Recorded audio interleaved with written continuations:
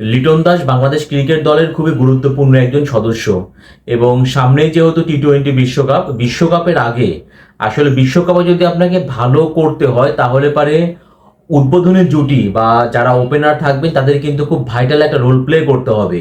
So এখন পর্যন্ত যে অবস্থা তাতে লিটন দাসের বিশ্বকাপে খেলা নিয়ে আমি কোনো রকম কোনো কনফিউশন আমি দেখি না।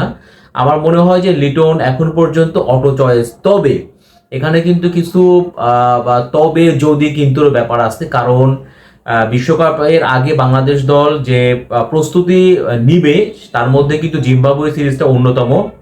জিম্বাবুয়ের বিপক্ষে 5টা টি-20 ম্যাচ খেলবে বাংলাদেশ দল এবং এরপরে যুক্তরাষ্ট্রের মাটিতে যুক্তরাষ্ট্রের বিপক্ষে 3টা টি-20 ম্যাচ খেলবে। বাট আমি বলবো যে এই জিম্বাবুয়ের বিপক্ষে সিরিজটা দিয়েই মূলত চূড়ান্ত যে টিমটা বিশ্বকাপের জন্য চূড়ান্ত যে টিমটা ঘোষণা করা হবে সেটা কিন্তু জিম্বাবুয়ে সিরিজের পারফরমেন্স বিবেচনা করেই। সো লিটন দাস তিনি প্রথম যে পরীক্ষা, প্রথম টি-20 ম্যাচ, সেখানে তিনি কিন্তু তিনি কিন্তু ব্যর্থ হয়েছেন এবং অলরেডি তাকে নিয়ে কিন্তু আবারও সমালোচনা শুরু হয়েছে। সো এর আগে যে শ্রীলঙ্কার সঙ্গে ইন্টারন্যাশনাল সিরিজটা বাংলাদেশ দল খেলেছে সেখানেও কিন্তু লিটন আসলে হতাশ করেছেন বা ব্যর্থ ছিলেন।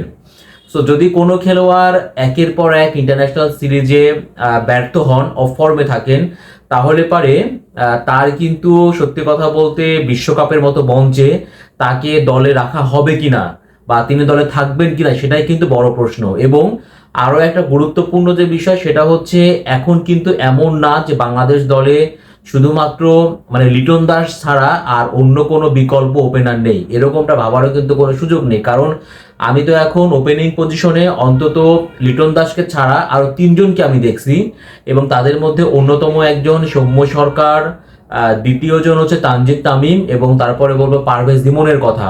এবং পারভেজ ইমন তিনি কিন্তু ঢাকা লিগে তিনি কিন্তু সর্বাধিক রান করেছেন, দুর্দান্ত ছন্দে আছেন।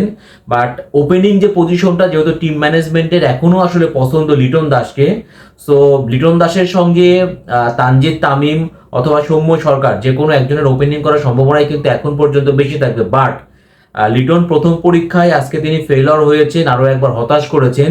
তার সামনে আরো সুযোগ আছে 4টা ম্যাচ। টিম ম্যানেজমেন্ট খুব করে চেষ্টা করবে বা চাইবে লিটন যেন অন্তত এই 4টা ম্যাচে বড় ইনিংস খেলতে পারেন এবং তিনি যেন আত্মবিশ্বাস ফিরে পান।